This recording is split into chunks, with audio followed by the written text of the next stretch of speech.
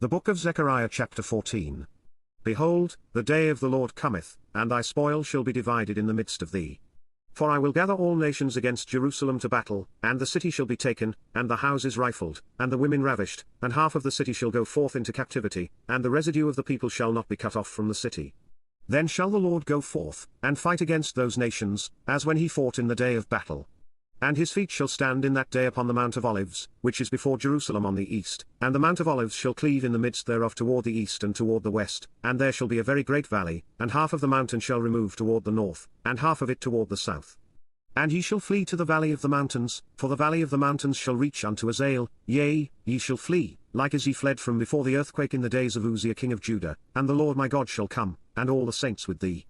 And it shall come to pass in that day, that the light shall not be clear nor dark, but it shall be one day which shall be known to the Lord, not day, nor night, but it shall come to pass, that at evening time it shall be light. And it shall be in that day, that living waters shall go out from Jerusalem, half of them toward the former sea, and half of them toward the hinder sea, in summer and in winter shall it be. And the Lord shall be king over all the earth, in that day shall there be one Lord, and his name one.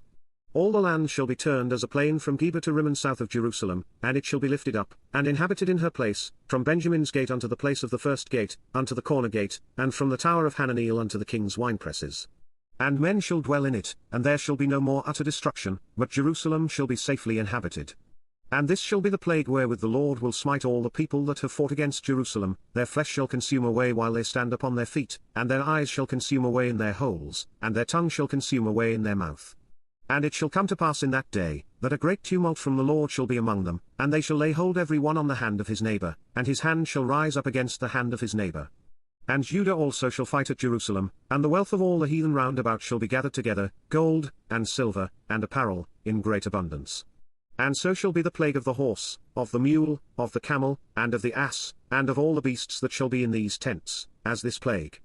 And it shall come to pass, that every one that is left of all the nations which came against Jerusalem shall even go up from year to year to worship the King, the Lord of hosts, and to keep the Feast of Tabernacles. And it shall be, that whoso will not come up of all the families of the earth unto Jerusalem to worship the King, the Lord of hosts, even upon them shall be no rain. And if the family of Egypt go not up, and come not, that have no rain, there shall be the plague, wherewith the Lord will smite the heathen that come not up to keep the Feast of Tabernacles.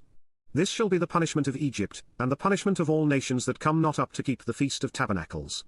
In that day shall there be upon the bells of the horses, holiness unto the Lord, and the pots in the Lord's house shall be like the bowls before the altar.